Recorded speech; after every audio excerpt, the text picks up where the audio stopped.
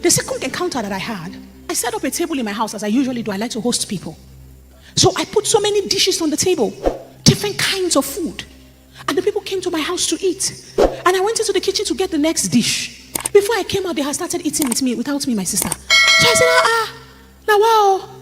Somebody will invite you for food. You will not even wait for the host to say, come to the table. And people have already started eating. So they were laughing. They said, Happy, I joined before it will finish. So I went, hurriedly took my plate as I was about to serve myself. The Lord Jesus walked into my living room. And he said to me, Isi, do not eat from that table. And I was like, Lord, why? Normally when I see the Lord, I'm flat on my face, wailing. But between God and the food that I set, I forgot my reverence for the Lord. I looked at the table, I said, Jesus, it's like you are not saying the pounded yam I'm saying.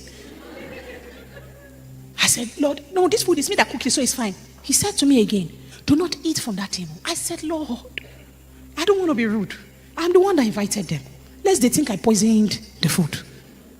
I was about to put the chicken on my plate, and he looked at me sternly again. He said, do not eat from that table. I dropped the plate because I knew he was not joking. And if God tells you something 3 times, there will be no 4th time. That's why you must have the number to which you want people. After the 3rd, begin to ask yourself, what manner of human being is this? So I dropped the plate, and I turned. I said, okay, Lord, where will I eat? He said, follow me. I followed him as he walked out of our door. We should have walked to the outside of our house, but instead we walked into another room. Now, this room had a table on the other side. This is the door. On the other side of the table, there was a table. This room looked like 2,000, 3,000 years ago. It was lantern that was on the wall. On the table, there were candles. And then there was unleavened bread. There were grapes. There were cups of wine. There were some small fruit leaf on the table. So I looked at the table. The table did not look anything like mine.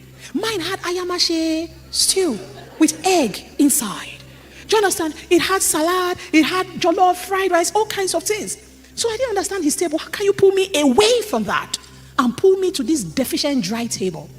And he walked away from me and he went to the other side of the table. This time he's facing me.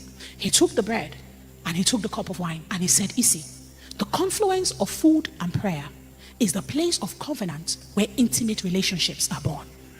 And I said, Lord, what did you say? He said the confluence of food and prayer is the place of covenant where intimate relationships are born. And I woke up.